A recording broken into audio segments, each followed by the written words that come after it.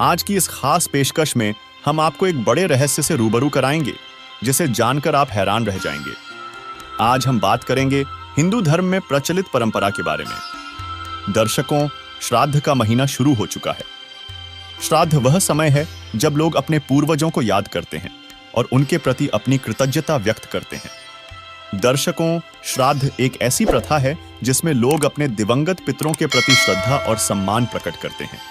हिंदू पंचांग के अनुसार श्राद्ध पक्ष भाद्रपद माह की पूर्णिमा से आश्विन यानी आसौज माह की अमावस्या तक 16 दिन चलता है। इस अवधि को पितृपक्ष भी कहा जाता है। इस दौरान लोग अपने पितरों के नाम पर पिंडदान, तर्पण करते हैं, श्राद्ध निकालते हैं, जिसमें ब्राह्मणों को भोजन कराते हैं, उन्हें दान दक्षिणा देते हैं, जिससे भूखे प्यासे स्वर्गवासी पितरों को भोजन प्राप्त हो सके। और यह सभी क्रियाएं हिंदू समाज अपने धर्मगुरुओं के बताए अनुसार कर रहा है, जो यह कहते हैं कि गंगा में अस्थियां बहाने और 13वीं करने से आत्मा मुक्त हो जाती है।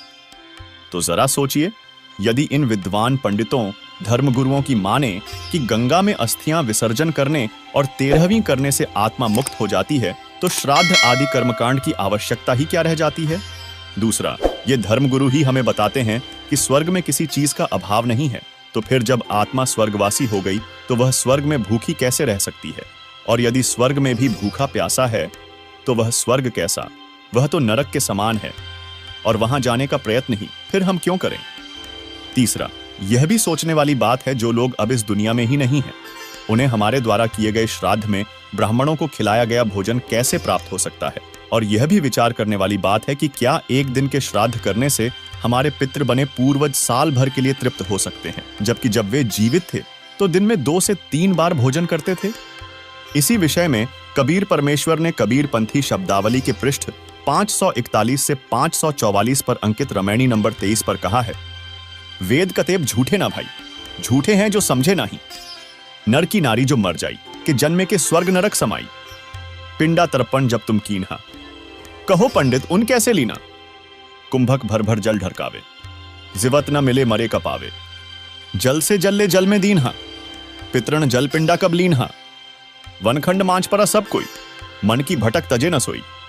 आपन के छुमन करे बेचारा, करता न लखा परा भर्म जारा। परंपरा जैसी चली आई, तामे सभन रहा बिलमाई। इस रामायणी में कबीर साहिब ने कहा है कि चारों वेद व गीता आदि तथा कतेब यानी 4 धार्मिक पुस्तक मुसलमान धर्म की तथा बाइबल आदि झूठे नहीं हैं। जिन्हें पूर्ण ज्ञान नहीं हुआ वे झूठे हैं।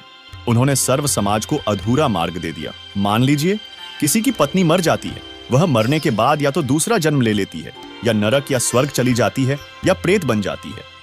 फिर आपने जो पिंड तर्पण किया उस बेचारी ने कैसे आकर लिया। अब लौटा भर भर कर डाल रहे हो। यदि कोई व्यक्ति अपने घर पर है और आप उसके निमित्त जल डालो, फिर देखो उसे मिला या नहीं। जब जीवित को नहीं मिला तो मरे हुए को कैसे प्राप्त हो सकता है। अपने हाथों शरीर जलाकर श्मशान में डाल आए, फिर उसे पिंड दान करते हो।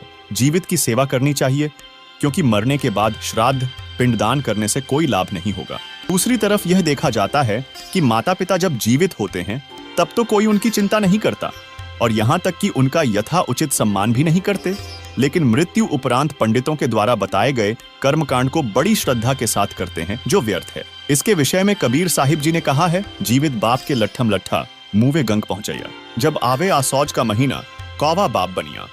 दर्शकों, चलिए अब सबसे पहले यह जान लेते हैं कि जो श्राद्ध आदि कर्मकांड हम कर रहे हैं वह शास्त्र अनुकूल है या नहीं। क्योंकि श्रीमद् भागवत गीता अध्याय 16 श्लोक 23 में कहा है कि जो शास्त्र विधि को त्याग कर मनमाना आचरण करते हैं उन्हें न कोई सुख होता है, न सिद्धि प्राप्त होती है और न ही उनकी गति होती है।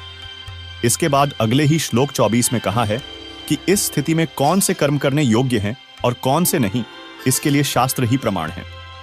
दर्शकों, यदि गीता जी की ही बात करें तो गीता अध्याय 9 श्लोक 25 में लिखा है कि जो पितरों की पूजा करते हैं वे पितर, और जो भूतों की पूजा करते हैं वे भूतों को प्राप्त होते हैं। इस विषय में संत गरीबदास जी कहते हैं, गरीब भूत रमय सो भूत है, देव रमय सो देव, राम रमय सो राम है, सुनो सकल सुरभेव। वही कबीर साहिब ने कहा है, भूत पूजो बनोगे भूता, पितर पूजे पितर हुता, देव पूज देव लोग जाओ, मम पूजा से मोकू पाओ। जिससे सिद्ध है कि पवित्र सदग्रंथ चारों वेदों तथा उन्हीं के संक्षिप्त रूप श्रीमद् भगवद गीता में पितर व भूत पूजा यानी श्राद्ध आदि कर्मकांड को करने के लिए मना किया गया है। अर्थात श्राद्ध पिंडदान करना शास्त्र विरुद्ध मनमाना आचरण हुआ, जिसके करने से लोगों को कोई लाभ नहीं होगा, बल्कि अपनी तथा अपने पितरों की मुक्ति के लिए हमें शास्त्र अनुकूल भक्ति साधना करना चाहिए। क्योंकि श्री विष्णु पुराण के 3 अंश के अध्याय 15 श्लोक 55 व 56 पर लिखा है कि श्राद्ध के भोज में यदि एक योगी यानी शास्त्रोक्त साधक को भोजन करवाया जाए तो वह योगी श्राद्ध भोज में आए 1000 ब्राह्मणों तथा यजमान के पूरे परिवार सहित सर्व पितरों का उद्धार कर देता है। दर्शकों, वर्तमान समय में संत रामपाल जी महाराज एकमात्र तत्वदर्शी संत हैं जिनकी शरण में जाकर तत्व ज्ञान प्राप्ति के लिए गीता ज्ञान दाता अर्जुन से गीता अध्याय 4 श्लोक 34 में कहा है।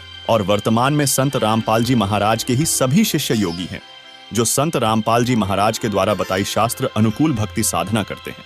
वही संत रामपाल जी के सानिध्य में हर 2 से 3 महीने में साल में 6 बार 10 सतलोक आश्रम में सत्संग समागम किए जाते हैं, जिसमें 3 दिन धर्म भंडारा भी होता है, जहां सभी योग्यजन भंडारा खाते हैं। जो व्यक्ति ऐसे धर्म भंडारों में दान करते हैं उससे उनके सभी पितरों का उद्धार हो जाता है। साथ ही तत्वदर्शी संत का सत्य आध्यात्मिक सत्संग सुन समझकर शास्त्र अनुकूल भक्ति साधना करके व्यक्ति अपने मानव जीवन का भी कल्याण करवा लेता है। यही पितरों के उद्धार अर्थात श्राद्ध करने की शास्त्र अनुकूल विधि है, जिसके करने से हमारा भी मोक्ष और पितरों को भी मुक्ति मिलती है। अतः आपसे सभी से निवेदन है कि वर्तमान समय में संत रामपाल जी महाराज 84 लाख प्रकार की योनियों से मुक्ति दिलाने के लिए सद्ग्रंथों पर आधारित शास्त्र अनुकूल भक्ति प्रदान कर रहे हैं, जिससे हमारा तथा हमारे पूर्वजों का भी मोक्ष संभव है।